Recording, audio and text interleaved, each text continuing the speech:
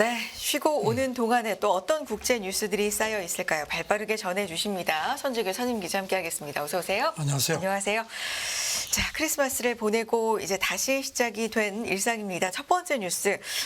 일단 세계 시선도 2024년으로 이제 가고 있는데 내년에 새해 굉장히 선거가 많다라는 얘기 전해드리고 있는데 어느 정도나 있는 겁니까? 우리나라 미국 대통령 선거하고 우리나라 선거해서 한 50개국에서 와. 선거를 합니다. 그리고 네. 아시다시피 지금 우크라이나 전쟁하고 그 중동에서도 전쟁이 뭐 일단 내년까지도 내년 이어질 걸로 지금 전망이 되고요. 그러니까 이제 한 50개국에서 20억 명 정도가 투표소를 향하는 걸로. 그래서 아무래도 이게 그 선거가 세계 경제를 흔드는 변수들이 많이 나올 거라는 관측을 뉴욕타임스가 했습니다. 그야말로 전 세계 2024년은 선거의 해다. 50개국에서 아무래도 뭐 경제 불확실성이 좀 커진다라는 분석도 있는 것 같습니다. 이런 가운데 그 케임브리지 대학 네. 그 공공정책학 전문인 그 다이앤 코일 교수가 이 내년을 1930년대하고 이렇게 비유를 했습니다. 그 포퓰리스트들이 이제 선거에서 승리를 하게 되면은 무역 규제라든가 외국인 투자 통제, 그다음에 이민 장벽 같은 게 강화돼서 우리가 알던 것과는 전혀 다른 세상으로 세계 경제를 몰아넣게 될 것 같다는 관측입니다. 네. 이 교수는 무역이 줄면 소득도 줄어든다. 그렇게 되면 1930년대 그 정치 격변, 그다음에 금융 불균형이 심각했고 그래서 거기에 이제 포퓰리즘하고 무역 감소, 그다음에 극단 정치로 이어졌던 상황이 새해에도 재현될 것 같아서 좀 두렵다 이렇게 지적을 했습니다. 네. 또 뉴욕타임스가 말한 것 중에서 뭐 일단 20억 명이 투표소를 향하게 되는데 이 유권자 규모에 대해서도 좀 다른 것 같아요. 이 규모가 지금 전 세계 GDP의 한 60%를 차지한다는 점을 상기시켰습니다. 그리고 또 뭐 인도 같은 경우도 선거, 여기 인구 대국이죠. 그리고 뭐 유럽의회도 선거가 있고요. 그렇지만 역시 뭐니 가장 큰 중요한 선거는 미국 대선이라고 지적을 네. 했습니다. 지금 이거 미국 대선이 워낙 그 세계 경제에 미치는 영향이 크기 때문에 이거 관련해서 미국하고 유럽연합이 지난 19일에 그 서로 그 유럽산 철강하고 알루미늄 그리고 미국산 위스키, 오토바이 같은 게 이제 관세를 있는데 이 상호 관세를 유예하기로 합의를 했습니다. 그러니까 선거 이후에 이걸 다시 조정을 하자 하는 식으로 했다는 겁니다. 이게 이제 그 백악관이 어떤 무역 협상에서는 어떤 강경 입장을 취해야 하는 걸로 보여야 하기 때문에 그래서 이렇게 한 측면도 있다는 그런 분석도 했습니다. 네. 또 어떤 얘기가 있습니까? 트럼프 뭐 이제 재선 가능성들에 대한 그런 그 관측들이 많은데요. 네. 트럼프가 만약에 재선될 경우에는 뭐 유럽하고의 협력도 아무래도 위축될 수밖에 없고, 그다음에 우크라이나 전쟁도 이제 지원을 철회할 걸로 관측이 되고, 중국에 대해서도 강경 입장을 취할 거다. 물론 이건 뭐 바이든도 비슷한데요. 그렇게 되면은 세계 경제가 그 더 불안한 측면에서 동맹이라든가 경쟁 구도로 더 분열이 심화될 거라는 겁니다. 네. 그래서 경제에서 안보가 차지하는 비중이 훨씬 더 커질 거라는 전망도 했고요. 그 컨설팅사 최근 보고서도 보면은 비슷합니다. 선거 결과가 각국 정책에 큰 영향을 줄 수 있다. 그러면서 이게 더 나아가서 기후위기라든가 규제, 그다음에 글로벌 동맹 같은 거를 모두 영향을 줄 거라는 겁니다. 그리고 최근에 이제 홍해에서 예멘 반군이 그 이스라엘 쪽하고 연계된 성곽을 계속 공격을 하죠. 네. 그래가지고 이제 물류 대란이 촉발됐는데 이것도 내년에 어떤 이런 거와 그 전망하고 좀 맥이 닿는 거라는 분석을 했습니다. 네. 그리고 이렇게 이제 경제의 불확실성이 커지면 아무래도 기업이 투자라든가 고용을 유보할 수밖에 없어서 경제에 더 부담이 커진다는 겁니다. 뉴욕타임스는 2024년이 더 많은 불확실성이 나올 수밖에 없다 이렇게 전망을 했습니다. 내년 경제에 대해서 이렇게 분석들이 좀 이렇게 저렇게 나오고 있는데 일단 새해에는 세계 50여 국에서 선거가 치러진다. 선거에 해당. 이게 또 굉장한 변수다라는 분석이고요. 좀 세부적인 내용이 나와 있습니다. 월스트리트 저널은 그런가 하면 좀 낙관적인 얘기를 했는데 글로벌 인플레가 내년 연말이면 정상 수준으로 돌아올 거다. 그래서 이건 낙관적이지만 이 연말이라는 이 시기는 좀 빠른 건지 느린 건지 요거는 좀 의견이 또 분분할 것 같고요. 내년에 네. 뭐 침체라든가 둔화 그 전망들이 많죠. 이런 가운데 월스트리트 저널이 그래도 물가는 내년 연말쯤 되면 정상 수준으로 돌아오지 않겠느냐 이렇게 좀 비교적 낙관적으로 전망을 했습니다. 네. 2024년 4분기가 되면 이제 코로나19 대유행 이후 3년 만에 처음으로 각국 중앙은행이 이제 인플레 목표치에 근접할 수 있다는 겁니다. 대개 2%를 이제 목표치로 잡고 있죠. 네. 골드만삭스는 미국하고 유로 지역 그다음에 일부 신흥 시장 같은 경우가 내년 4분기가 되면은 그 접근할 수 있을 것 같다는 겁니다. 2% 정도. 그러니까 그때 그러니까 최근 3개월 정도 연평균 2.2%가 됐기 때문에 내년 말이 되면은 2%까지 갈 수 있을 거라는 그런 관측을 골드만삭스가 한 걸로 보도가 되었습니다. 네. 성탄의 기적이라는 표현까지 글쎄요. 있네요. 그러니까 요즘에 워낙 어두운 소식들이 많으니까 이제 저는 이걸 좀 부각시키려고 이런 표현을 쓴 것 같습니다. 네. 컨설팅 업체 옥스퍼드 이코노믹스 쪽에서도 비슷하게 전망을 했습니다. 내년 4분기에 인플레가 유럽연합이 1.3%, 유럽연합은 많이 가라는 걸로 전망을 했네요. 영국도 한 2.7%로 전망을 했습니다. 미국 같은 경우는 연준이 통화정책에 크게 반영하는 그 개인 소비 지출, PCE, 가격지수 상승률이 2.2% 정도가 될 걸로 그렇게 관측을 했습니다. 네. 미국 상무부도 지난달 이걸 한 해 전에 비해서 2.6%. 그러니까 그건 한 2년 9개월 만에 이제 가장 최저치를 기록한 걸로 그렇게 발표를 했습니다. 네. 이 공급망 경색 완화에 대해서 좀 긍정적이다 이런 얘기도 했네요.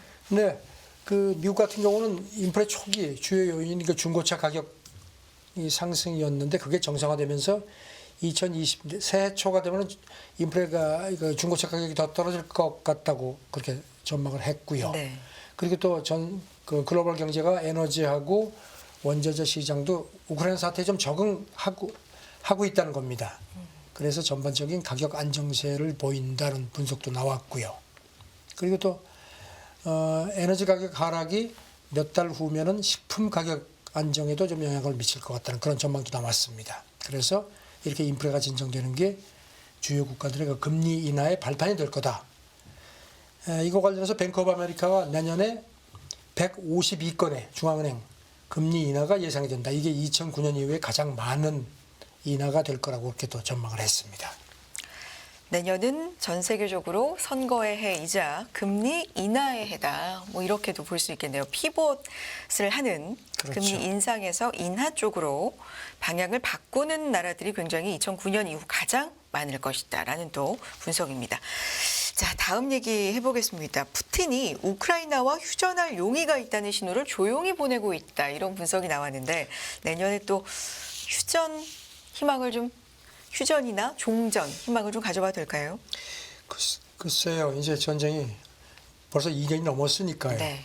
그래서 지금 뉴욕타임스가 그 크렘린궁하고 아주 가깝다는 그런 러시아 전직 고위 관료, 그 다음에 또 푸틴 특사로부터 이런 메시지를 받았다는 미국 관료, 이런 사람들을 이용해서 전했는데요.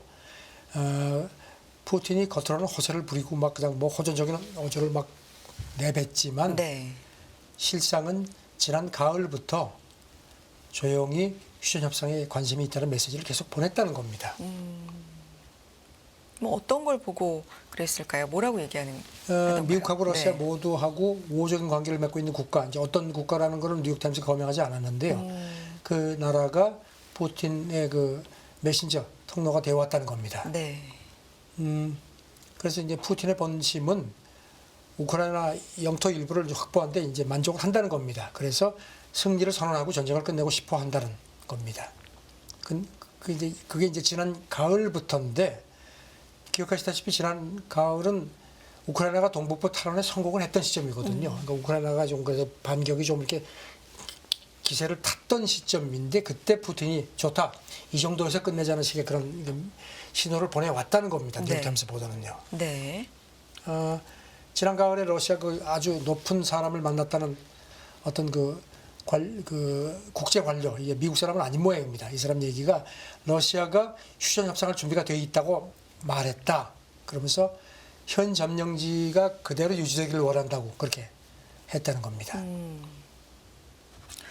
또 어떤 얘기 있습니까? 그리고 관련돼서? 이제 네. 그 지금 아시다시피 우크라이나 전선이 교탁 상태고 우크라이나 반격도 지금 뭐 포탄도 막 거의 다 소진되고 해서 별 진전이 없죠. 그래서 이제 우크라이나도 상당히 지금 고전하고 있는 이런 상황인데다가 서방 지원 의지도 지금 많이 약화가 된 걸 이제 푸틴이 주목하고 있다는 겁니다. 그 다음에 여기다 더해서 이스라엘하고 하마스 전쟁이 터진 것도 러시아 입장에서는 휴전 시도의 절호의 기회가 됐다는 분석입니다.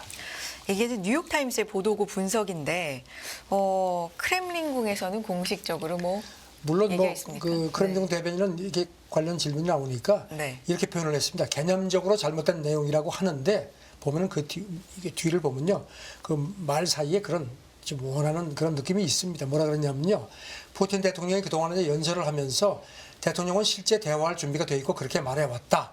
그러면서 러시아가 대화 준비 상태를 유지하겠지만 목표를 달성할 때만 그렇다. 뭐 말은 그렇게 하는데 뭔가 조금 뉘앙스가 그 휴전에 대한 어떤 그런 희망 같은 걸 좀 비치는 측면이 강합니다. 네.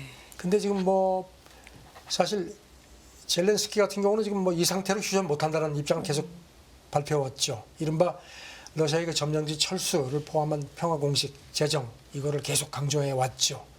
젤렌스키는 지난 19일자 회견에서도 같은 얘기를 했습니다. 러시아가 협상을 원한다는 신호를 보지 못한다고 강조를 했는데 일단 푸틴이 이런 강한 시사를 보내온다는 거는 아무래도 서방 쪽에서 뭔가 그 좀 선택을 할 수 있는 그런 여지가 있는 거 아닌가 싶습니다. 또 한 해를 넘기게 된 러시아 우크라이나 전쟁이 내년에는 또 어떤 국면을 맞이할지 좀 긍정적인 방향이었으면 좋겠다라는 바람으로 다음 얘기 넘어가면 이 전쟁도 내년에는 그렇죠. 어떻게든 마무리가 좀 돼야 될 텐데 평화롭게 이스라엘, 이집트 중재 3단계 종전안 검토 얘기가 있습니다.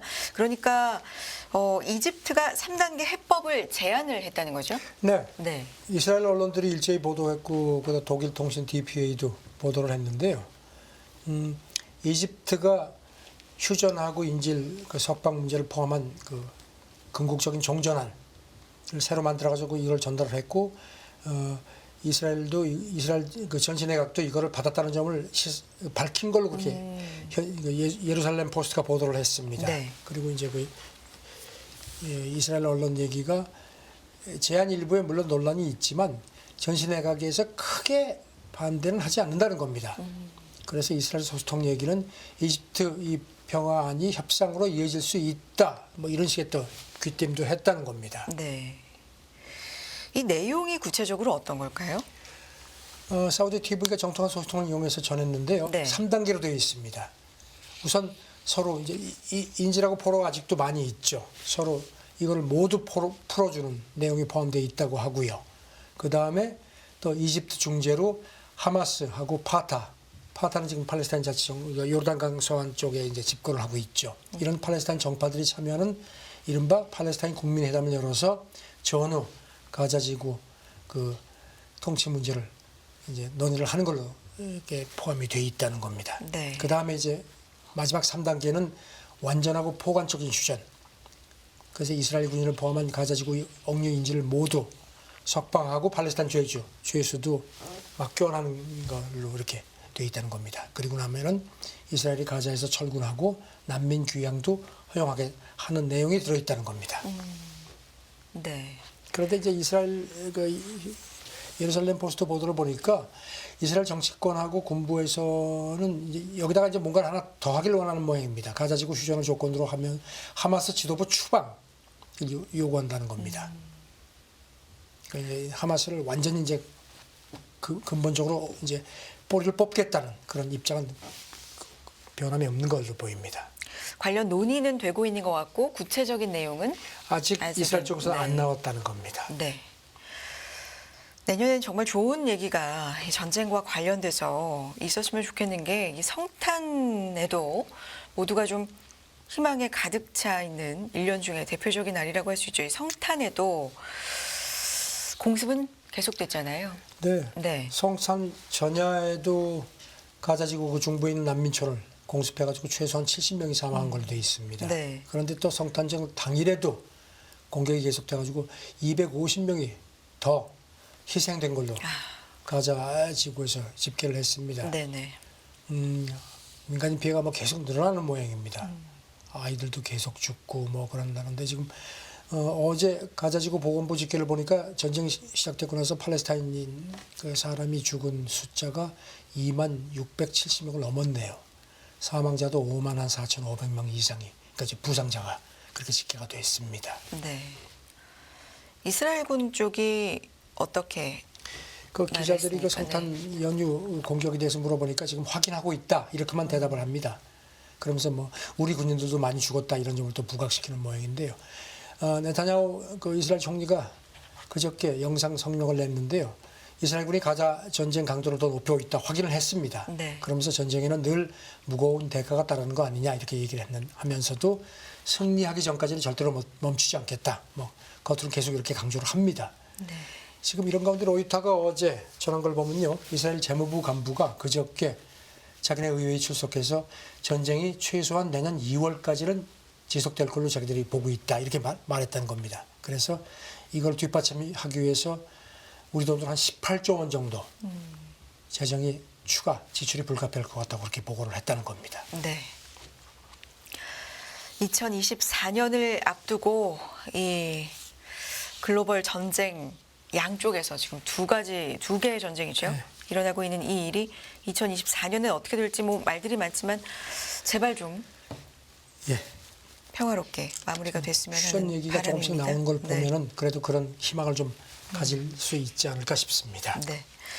코로나 얘기를 좀 해보겠습니다. WHO가 코로나19 확진 최근 4주 사이에 52% 증가했다. 근데 사망은 다소 좀 감소했다. 이런 얘기를 했네요. 그 지난 연휴에도 제 주변에 있는 분이 코로나에 확진됐다 그래가지고 제가 좀 지금도 코로나에 걸렸는데 물론 이제 바로 약을 먹고 금방 네. 그 치유가 되셨는데요. 지금도 뭐 코로나는 그야말로 진행형인 것 같습니다. 세계보건기구가 지난 토요일 날 집계를 했는데요. 가장 최근 4주 사이에 네. 전 세계에서 코로나 확진자가 52% 증가했다는 겁니다. 지난 17일까지 4주 사이에 전 세계 신규 확진자가 85만 명가량, 직전 4주에 비해서 52% 증가한 걸로 그렇게 비교가 되었습니다. 네. 이 기간에 코로나 사망자는 3천여 명 정도, 반면에 사망자는 직전 4주에 비해서 한 8% 줄어든 걸로 비교가 되었습니다. 확진자는 가장 많이 나온 곳이 러시아고요. 한 28만 명 정도. 싱가포르 여기가 한 12만 명이 넘었고요. 이탈리아, 폴란드, 뭐 호주 이렇게 되어 있고요. 사망자는 이탈리아가 가장 많아서 한 510명이 죽었고 그다음 스웨덴, 러시아, 뭐 호주 이런 데서 사망자가 순으로 이어진 걸로 되어 있습니다. 네. 이게 뭐 주변에서 이제 네. 걸렸다고 했을 때 아직도 걸리냐라는 반응이 나올 정도로 이게 요즘은 계절성 독감 관리 정도로 이제 변했기 때문에 예, 뭐 그렇죠? 기록하시지만 지난 5월에 세계보건기구가 코로나 공중보건 비상사태를 네. 해제했죠. 그래서 이제 코로나19를 계절성 독감 수준으로 관리하도록 각국에 권고를 했고요. 지금 이렇게 이제 모처럼 또 이렇게 확진자가 이렇게 나오니까 세계보건기구 그 집계를 보니까요. 지난 10월 25일 기준으로 전 세계에서 코로나로 그 확진된 인원이 7억 7,155만 명 정도 그 돼 있고 사망자는 697만 한 5천 명 정도인데 사실 사망자는 그 세계보건기구 사무총장이 지난 5월 제네바에서 브리핑할 때요. 사망자가 최소한 2천만 명은 되는 걸로 자기는 본다 이렇게 또 밝힌 바가 있습니다. 네. 자, 코로나 얘기였고요. 다음 얘기 해봅니다. 이 코로나 때문에 우리가 또 하나 익숙해진 게 이 마스크인데 중국에서 이런 얘기 나옵니다. 장기간 마스크 착용이 면역력을 저하시킨다. 실외에서는 미착용을 권장한다. 이런 분석이 나왔네요.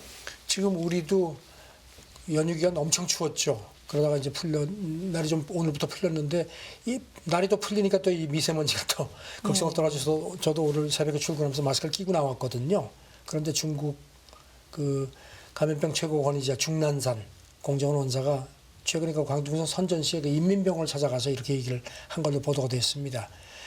중국에서도 지금 호흡기 질환이 상당히 확산하고 있어서 마스크를 쓰는 사람들이 많은데 장기간 마스크를 쓰는 게 면역력을 떨어뜨리는 역효과를 낸다. 이렇게 또 지적을 했습니다. 그래서 이 사람 얘기는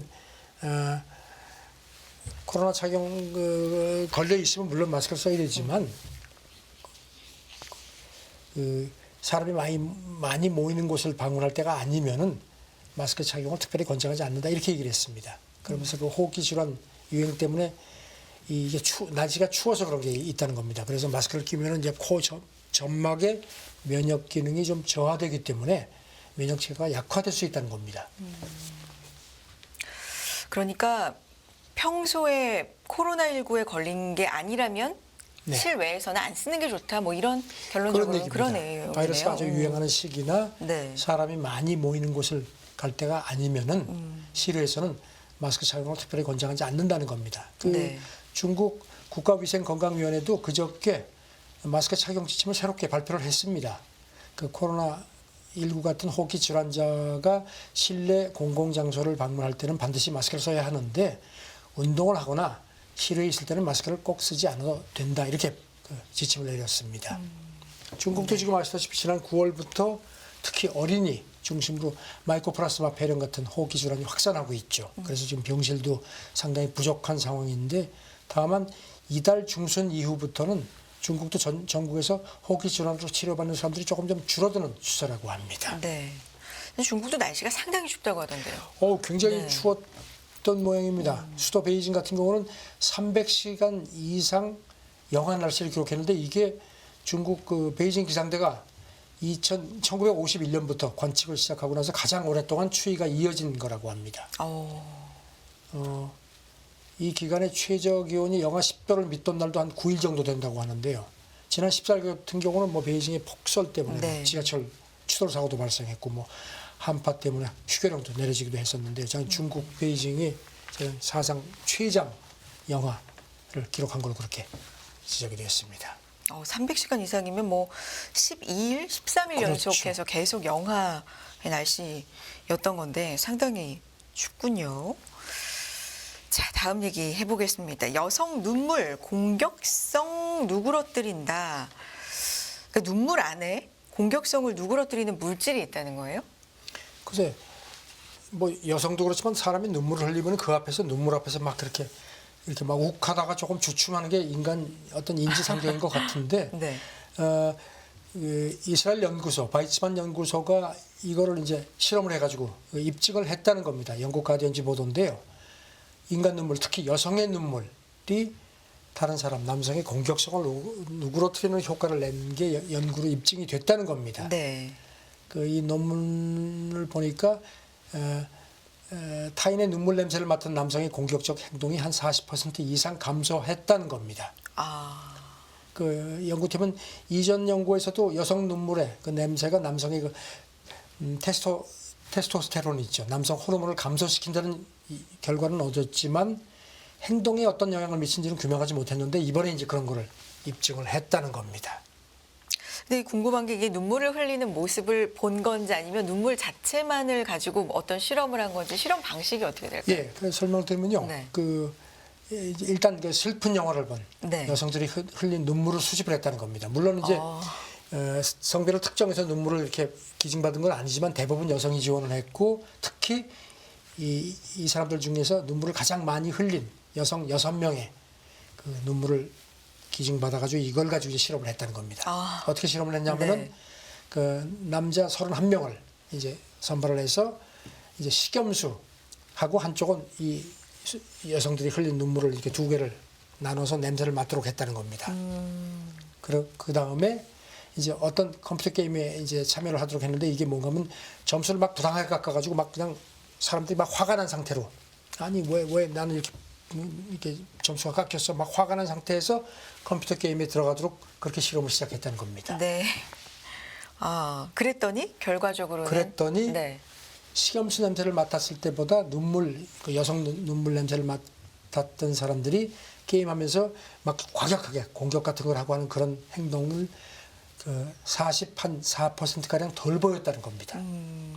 그다음에 뇌에 이제 스캔을 했더니 눈물 냄새를 맡은 사람들의 뇌에서 공격성하고 관련된 뇌신경망 활동이 훨씬 더 낮았다는 겁니다.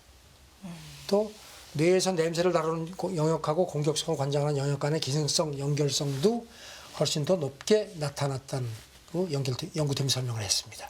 눈물도 연관이 있고 뭐 그것도 좀 입증이 된 것 같고 공격성과 냄새하고도 좀 예, 연결이. 뇌에서도 그게 이제 그 뇌 기조에서도 네. 그게 이제 확인이 됐다는 겁니다. 이 그렇군요. 연구를 주도한 교수 얘기는 네.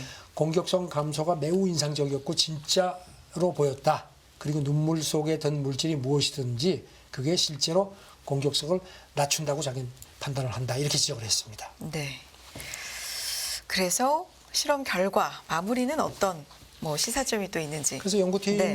그 분석은요, 사람의 공격성을 감소시키는 여성의 눈물 속 그 물질이 이게 저게 어디서 출발했을까 생각해 보니까 공격에 취약 여자들은 아이를 낳기 때문에 공격에 취약한 아기를 보호하기 위한 진화의 산물인 것 같다 이렇게 추측을 했습니다. 물론 이건 이제 추측입니다. 그렇죠. 주인 교수 얘기는 아기는 말을 못하기 때문에 네. 나한테 공격적 행동을 하지 말라고 말을 할 수 없는 거 아니냐.